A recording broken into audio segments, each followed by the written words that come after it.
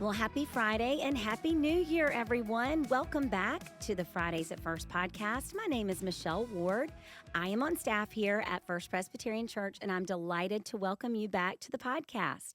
Senior Pastor Richard Gibbons will be back next week. However, he sends his utmost appreciation to all who volunteered at one or more of our 5 Christmas Eve services. Many thanks to the musicians, technicians, sextons, pastoral staff, and everyone involved. It truly was a team effort. And speaking of Christmas, we had 47 families who participated in our children's Christmas joke hotline. Each joke appeared on the Christmas website. However, the winners were Riggins Mellard, Lachlan Cox, Georgiana Tollison, Connor Poor, Anna Jane Ellis, and Stoughton Vogel. Great job. If you won and have not gotten your prize yet, please stop by and see Richard after the service on Sunday, and he will provide you with a chocolate Santa. Well, the new year is an exciting time at First Presbyterian Church. We are kicking off a variety of discipleship opportunities, the pastor's Bible study, and just opportunities for all ages. So I am thrilled to welcome back our special guest today, Tiffany Boggs. Tiffany is the Women's Ministry Discipleship Coordinator here, and while her focus is on women's ministry, she is pretty well versed on everything happening at the church. Welcome, Tiffany. So glad to be here. Thank you, Michelle. Yeah, we've had Tiffany on a few times, and we are just thrilled. There's so many things that you're doing here to connect women to one another and then just to the different opportunities that are offered here. But before we get started, because we're talking about the new year, I want to know, do you have any New Year's resolutions or things that you do that have kind of set you off for the new year? Well, yes, I'm so glad you asked. Actually, every year I do a family calendar using pictures from the year before. Okay. And while I was doing it this year, it just reminded me how God is so faithful. I like to think I'll remember things Yes. that happen through the year, the good and the bad. But honestly, I forget without looking back and Yeah. reflecting. Yeah. So this year, I'm committing to making this a weekly thing Okay. instead of a yearly. And I'm going to do it on Sundays. I'm going to call it Gratitude Sunday. Okay. And a day where I just plan to be intentional, to intentionally pause, to take inventory of all that God's given me throughout the week and give thanks. Excuse me. Yeah. I plan to scroll through my camera roll as a visual reminder of moments, and just like I do when I'm making the calendar. Yeah. Also looking back at gratitude list in my notes app that, Michelle, you gave me that great idea. Let's talk about that. That's such a great idea. Well, and I love that you said that. I listen to Mel Robbins sometimes, and she talks about looking back at the past year and looking at month by month the photos on your camera roll and deciding, like, was that a wonderful moment? Do you want to recreate that again or do that thing again, go on that trip again, or visit that person again? And I think that is such a cool way. Pictures are such a great reminder. Yes. And we do want to live in the present, but I do Yeah. feel like there's such a gift of reflecting back and thanking God and thanking for God for it, remembering. Exactly. Absolutely. Yeah, I do the same thing with the gratitude list on my phone, and that's something I had kind of started back last year, but of course I fell off during December, which is, why do you fall off on good things like that during December? But we just do. So yeah, just once a night, I write down 3 things I'm thankful for. And the other night I was like, oh, I have like so many more. And then I thought, why stop? Right. So the gratitude list can be whatever, but just at the end of the day, just writing down a couple of things. And, when you talk to a kid, they're like my mom and my dad, but you can look at things like, the fact that we have trash service or, the fact that I got to watch a basketball game with my teenage boys because just spending time with them. So whatever that looks like, we can always find something to be grateful for. And it really does kind of keep you from grumbling. So it kind of flips the script on, the hard parts of winter, Yes. It's a hard time of year for a lot of people. So, Definitely. oh, well, I love that. Those are fun. And I hope that our listeners maybe they can pick up those habits with their families too. Well, let's get right into this new year. We've got Grow It First is out. We've got probably at least 20 Bible studies that are happening throughout the week. And of course, we kick most of those off on Wednesday. But tell me a little bit about some of the opportunities for the women. Yes, we have lots of great studies for women. Starting next Tuesday, that we have a morning class next Tuesday, and we have things on Wednesday and Thursday. Okay. On the 21st, which I believe is the following Yeah. Yeah, Wednesday, the following Wednesday. we're going to have a special speaker, Beth Clements. Oh, yeah. She is coming to talk with the Above All group, but everyone is invited. It's going to be in the fellowship hall. Okay. Come at 9:00 for some coffee and conversation. And we're just going to, hear a special message from Beth, which I think is a great way to kick off our winter studies.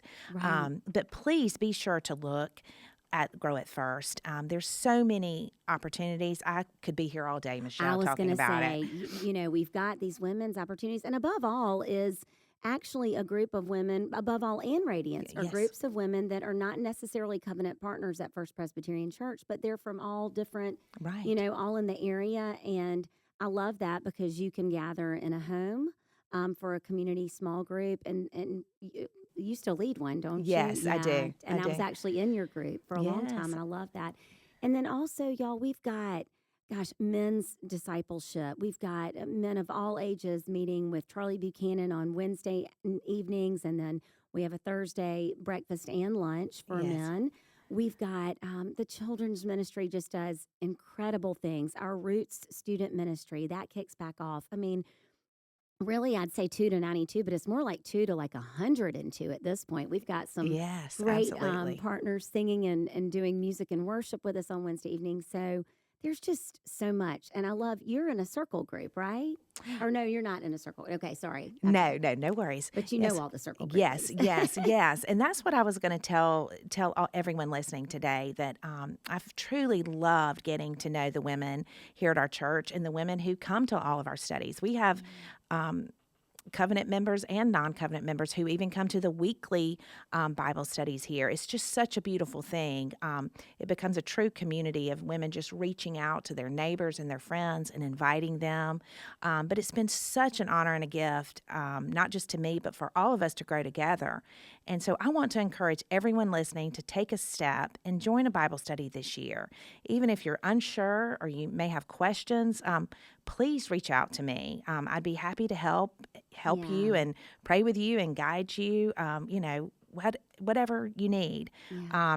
God has given us His Word as a gift, and we don't want to leave it closed this year. Right. We want to open it up and read it and let Him meet us there. Right. And we need community to do it. Exactly. And I love how Psalm 119, 105 reminds us that your word is a lamp to my feet and a light to my path. He promises to lead us and grow us through His word in community and gratitude, and most importantly, just how to love Him. Right. So let's get everybody plugged in this year That's into Bible right. study. I think that would be a great great start. And Tiffany, you're such a great connector. So if you're listening and you're kind of been on the fence about how do I get involved, and I don't go to that church maybe, but I've heard great things, then y'all just call Tiffany or email her. She is going to be great at connecting you, and really anybody here at First Pres would love to connect you with community and just getting in the Word and really kicking off your new year with a great start. So, and of course, Richard is so excited about his pastor's Bible study that actually kicks off on Wednesday, and you can come and have lunch with us at 11:45. The pastor's Bible study starts at 12:30. We also have dinner that night at 5:00 for everyone, and then his pastor's Bible study starts at 6:30, and that's also live streamed. So if you are homebound or live out of town, you can take a look at that and join in with us as well. So lots of opportunities. Please go to firstpresgreenville.org/events or stop by the church and pick up your copy of Grow It First and come grow with us this year, right? Awesome. Yes, we'd love to have you. Well, thank you, Tiffany. We're thrilled you're here, and thank you for all you do. Thank you so much, Michelle. On Sunday, the 25th of January, Reverend Stan Johnson will be retiring from his position as Associate Pastor of Visitation and Prayer. Stan has served our congregation for more than 22 years. We are planning to honor Stan and his wife, Stephanie, at each of the services, and we will hold a brief reception in the Sturgis Gathering Space at 9:45 and 11:50 a.m. on the 25th.